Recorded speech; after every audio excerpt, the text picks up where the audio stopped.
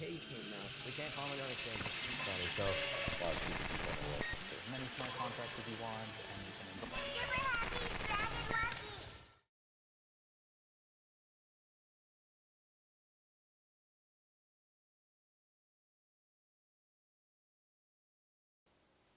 Hello, world. I'm here in the Amazon AWS offices to talk with Mr. Bob Wise. He is the general manager of managed Kubernetes services for AWS, which is a lot of acronyms and stuff there. But safe to say that you head up the Kubernetes team at the largest cloud provider on the planet right now. So, what is that like? It is the most awesome job in the world. Yeah. To be working on one of the most exciting open source projects with Kubernetes on the biggest public cloud in the world is amazing. Oh man, I'm super glad to have you on the show because I feel like we're sort of chasing the same dragon, so to speak, with like Kubernetes. It's this super fast-paced moving project. I mean, like they come out with like breaking changes every like 3 months or something. So like how do you stay on top of such a fast-moving, crazy project like Kubernetes? Right. First I would say hopefully the changes aren't breaking. So I may like switch back and forth between a couple of hats here. So one hat, like because EKS is very dedicated to not forking Kubernetes. We run vanilla upstream Kubernetes. This notion of like what's a breaking change or not is really important to us because it affects our customers directly. And the Kubernetes community has been very dedicated to making sure that the changes aren't breaking. And so upgrades, in theory, like there are sharp edges, of course, but changes mostly shouldn't be breaking upstream. But there are some best practices that we recommend around that. Sure. In terms of being very dedicated to running pipeline automation, so that when you're testing those upgrades, you're sure that they're not breaking changes. See, that's that's great to hear. Honestly, at Dragonchain, we're using raw EC2s to run our Kubernetes cluster. And when we were looking for a provider at the time, we were looking at EKS, and it seems like you guys have come a long way with like IAM permissions. We love IAM permissions at Dragonchain. We use them everywhere. But integrating them with Kubernetes seemed to be really difficult, and we put together some solution with other open source projects like KIM. But it didn't seem like it was a fully integrated thing yet. But it sounds like EKS is like really pushing that ball forward. What's the world of IAM look like on managed service Kubernetes? This was one of our most requested features. Supporting new versions of Kubernetes is definitely a big one. We have some other exciting stuff coming up, but in terms of kind of practical tools that help people in their everyday operations life, this feature was one of the most important. If you're using one of the typical ways these some of these other kinds of solutions have worked is that whatever runs on the node inherits the permissions of the node. So you sort of give the EC2 instance permissions, and whatever runs on that gets the permissions that it gets.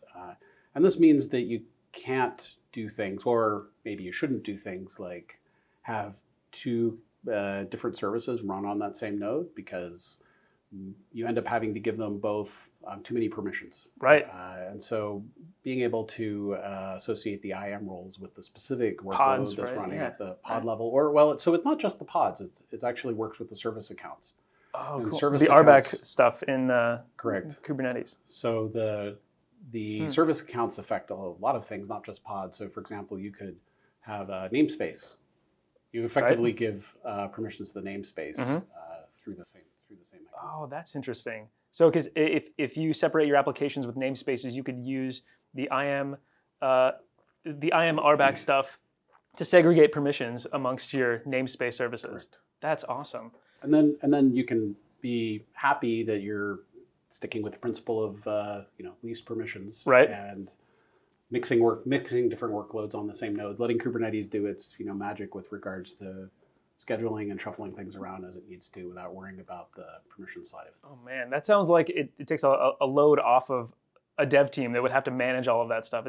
It's for the Dragonchain team. That's one of our biggest workloads is maintaining and managing Kubernetes and the master nodes and stuff. And I feel like I read somewhere that EKS manages master nodes for you, so you just use the worker nodes You just manage those? Is Yeah, that how it you works? do, and that is one of our upcoming feature launches that we're also really excited about, where we'll be also helping to support the nodes as well, helping manage the nodes as well. Nice. And it's a little unusual for AWS folks to talk about forward roadmap things. Yeah. And the reason we're nervous about that is that the most important thing to us is security and operation stability. And when we start setting expectations with customers that we're going to ship features, that becomes the most important thing. So we're always really cautious about it, because whenever there is a security issue, like for example, Kubernetes CVE or Linux CVE, the team's priority becomes making sure that we're keeping our customers secure. And if that means, well, I guess we're working on resolving a CVE, not working on shipping a feature, that's what we do, no questions asked. But we have done some really interesting work in container services. The container services org has an open source roadmap. And if you Google for AWS container services roadmap, I think it'll pop right up. It's on GitHub. It's open source. You can see our roadmap, where and how we're prioritizing a bunch of features. So That's exciting. one of the reasons I'm willing to talk about the fact that this is an upcoming feature for us is that you can actually go see that this is an upcoming feature for us on our roadmap. Awesome. And we love getting customer feedback through that mechanism as well. So we spend a lot of time paying attention to comments and issues that customers put on the roadmap. That's great, because honestly, at Dragonchain, we try to do the same thing too. You guys obviously have a much larger scale to deal with a lot of customers that you're working with. So that's pretty awesome. You guys have that focus, because I know that that's not something you do lightly. Is like you have to manage expectations, and you have to communicate and be transparent about what you're doing. So it sounds like you guys are on top of that. That's pretty exciting. So let me ask, what do you think the biggest opportunities are for innovation in the tech space right now? I mean, we're in the Amazon offices. This is like a hub of innovation. What do you see as the next big targets for the tech industry to tackle? One of the really kind of fun and fascinating things about EKS once we launched it, and I'll have to say it was a little bit of a surprise, but a very pleasant surprise, is how fast we saw machine learning workloads start running on EKS. Interesting. So we have a lot of customers running machine learning workloads using Kubeflow and TensorFlow and PyTorch and other kinds of systems. One of the great things about AWS is we have these an amazing, like really wide selection of instances, and our GPU instances are really good. And we have really, really big GPU instances. And we have systems like FSX and other components that help you kind of assemble a cluster with not just the Kubernetes piece, but the GPU instances, the networking, the high throughput networking, the high performance file systems. And so if you're inclined to assemble cluster computing around machine learning, then we have some awesome solutions. And it's been really amazing to see the kinds of projects that people are doing in that space. So, machine learning is definitely a big thing for us. Sweet. Yeah, machine learning always sounds really fast. I feel like there's a lot of stuff going on there. I just saw that like Mozilla recently wrote that blog post. I think it was just this morning about offering $100 million to someone who could help change the business model of the internet, which I thought was a really cool thing to do. Mozilla is usually cool with stuff like that. But that's something I'm super excited about innovation-wise. I feel like and the blockchain space seems to be like focused on stuff like that. That behavioral attention token that Brave came out with, that browser, seems like a cool way to do that. Like when I think of innovation, that's where my mind goes. And I mean, I'm sure there's machine learning tie-ins there too. That sounds like that would be really awesome. I think it's an interesting question, because in some regards, the job of the EKS team is to give everyone who's doing those kinds of innovations really great tools, let them go do things and work really fast. And that's generally been the trend in container adoption, container orchestration adoption, continuous delivery. Like all of these kinds of approaches are really about how do you help these teams that want to do this kind of innovation go really, really fast and make lots of changes. So I view our job not so much on the EKS team specifically. It's not really an innovation job. It's making sure that we're giving really great tools to the folks that do that kind of innovation work. So you can concentrate on that, and we'll do the undifferentiated heavy lifting. Awesome. Yeah, I feel like the dev cycle is so important to getting stuff out, and like using EKS to make things easy just takes that workload off, so you can just innovate. And I think that's a great use case. So I have some hard hitting questions for you. I hope you're ready for these. Is it pronounced GIF or GIF? I'm a GIFer. GIFer. Okay. Yeah. What about tabs or spaces? Spaces. Okay, good. I'm a spaces guy too. What about Vim or Emacs? Emacs. Really? Emacs.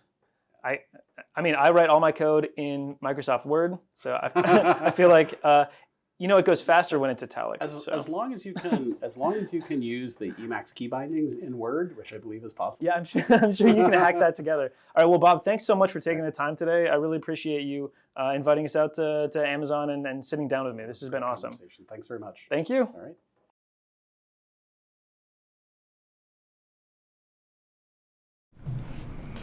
All right, hello everyone. That was actually a pretty good interview there with Bob Wise, and Dean does pretty good in those. I'm here today with David Rigby, or David the First as we call him, who lost apparently a ping pong tournament and is therefore sitting with me today.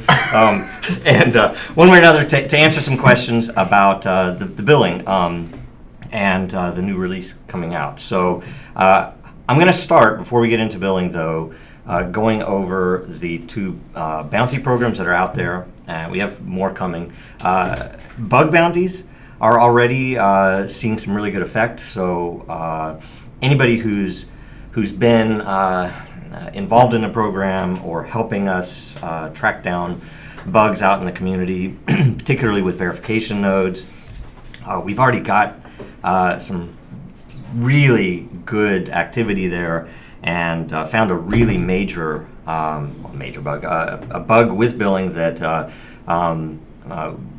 we'll describe in further detail later, but it was with the payouts based upon small amounts, and so the effects of that, there are people who have seen payouts without new blocks. That's what that is. That apparently the system is going through all of the history where that bug occurred and fixing that on payouts. So it's a beautiful thing. We need better metrics. Our better publicly available metrics, and we're going to have that in place pretty soon. Working on that right now. So keep that up. On strategic bounties, we actually have two that I know of active in development, and or people that have come in wanting to work on some in there, and frankly a lot of it's waiting on me to get better descriptions and requirements for what we have out there. So do go look at those, at least give us feedback, ask questions, and if you have either devs in your network, bring them in. We really want to get some of these things built out.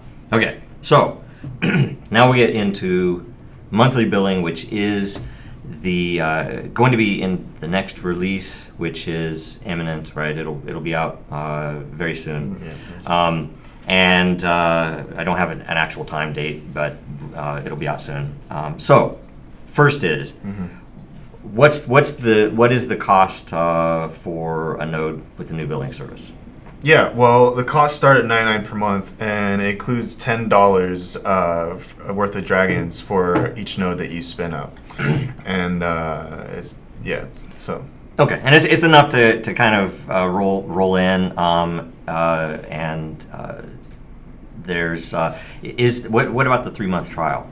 That pre-existing people with 3-month trial. Yeah, so anyone with a pre-existing 3-month trial will keep that trial for the duration, or for the rest of the duration of it, and until it's up, and then they will go rolled into the monthly charging. Okay, and there will be right now. There won't be a trial for a new account, a free not a free trial, but there are free dragons. So it's a little bit of a trade-off, and we might add, we know that there will be a coupon system, so there might be promotions or some other thing for trials, and that's coming, and we just wanted to get this in place before we worry too much about that. Right. What payment methods do we accept? Well, so we accept USD or Dragon, and if you pay in USD, then you go into the console and you enter your payment method with a credit card, debit card information, and we accept all major credit cards. Okay, and Dragons would be the same as it always was. You can just send them in. Yeah. You claim your account, and okay, perfect. Yeah. The payment method itself, can you update that? Yeah. So you can update your payment method through console, and that update will be shown in the next billing cycle. Okay. And so the next question has been kind of a long running, especially after we got out of the early access program, where withdrawals, like, so people, and in the early access program, it was while we were still testing the network and testing the economy. And it's actually a beautiful thing because we learned a lot, in particular about scaling, on cloud, and the scarcity itself. And from that, we modeled time as scarcity, and that with the loyalty patent, that was part of that patent itself, that time as scarcity gives us a lot more scalability in DragonNet. And so, since EAP ended, the early access program, people are actually getting real rewards. They aren't replaced with flat monthly like we were doing before. So, with those rewards, and it looks like some of them at least are better rewards than people were getting with the flat monthly, so that's a really good thing. Withdrawal was always the question. So, can a user withdraw their Dragons, the rewards they get from running a node on DragonNet, from the console? Yeah, so they would just have to go into the console and click the withdraw button, and they would be able to withdraw the rewards from their verification payout address, which is where those rewards would be sent upon verification.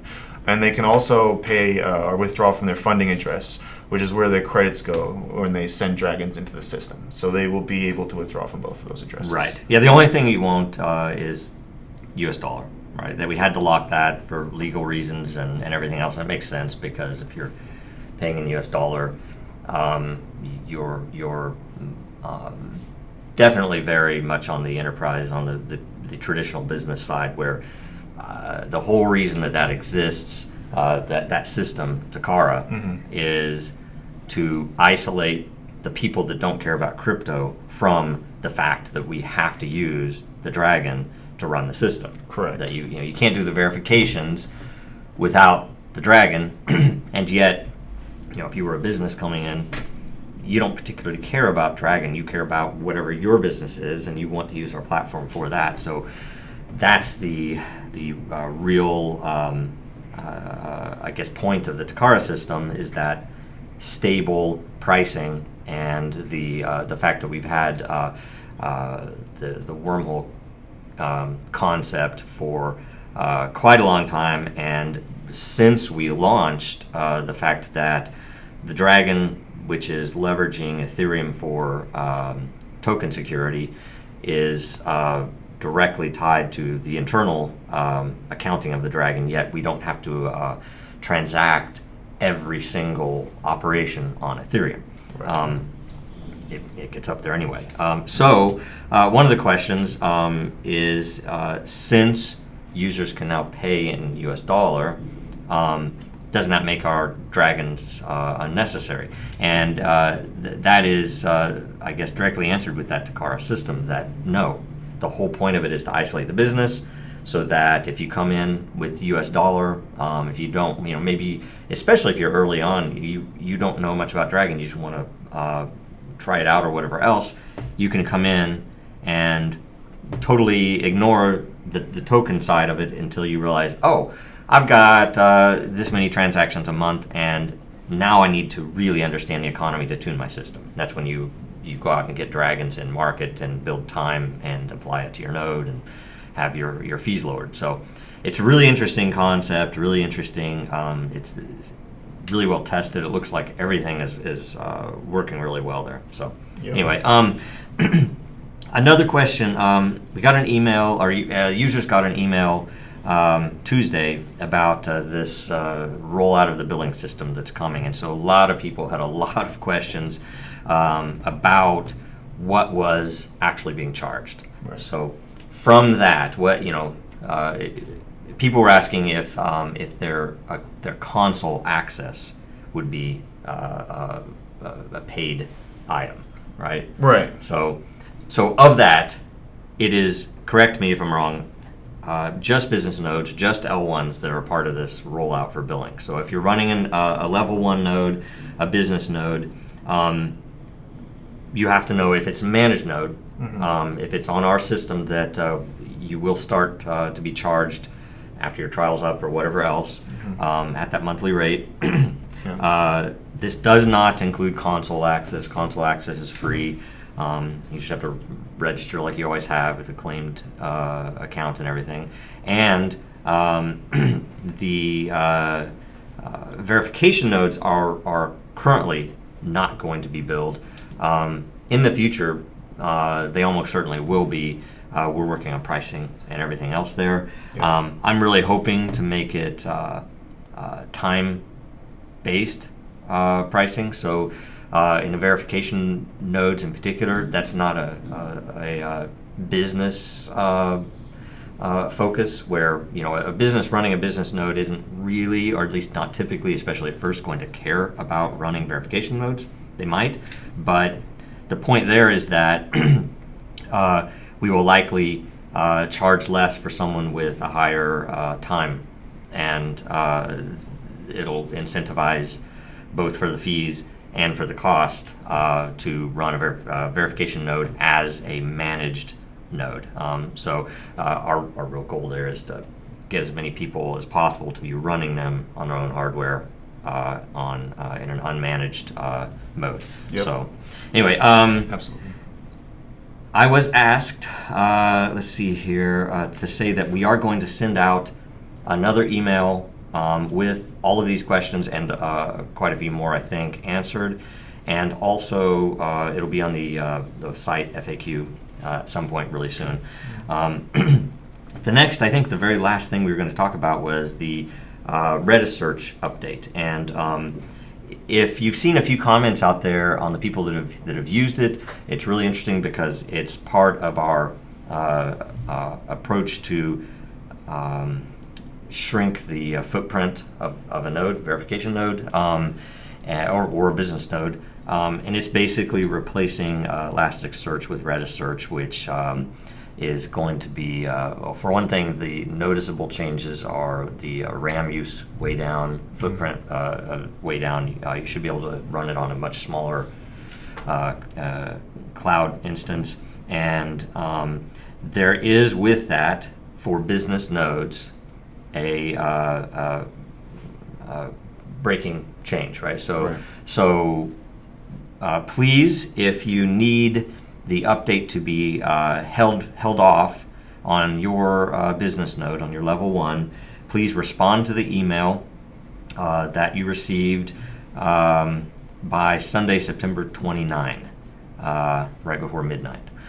So end of day, September 29, let us know if you need us to hold off on updating your node if there's something running, and or reach out to us in some way. It doesn't matter how you get to us. Replying to that email will be the most direct, but if you even email me or ping me on Telegram, I'll forward it to the right people so we can make sure the upgrade is held. And I think that's everything. So, Yeah. you good? Yeah. All right. Thank you very much. Thank you.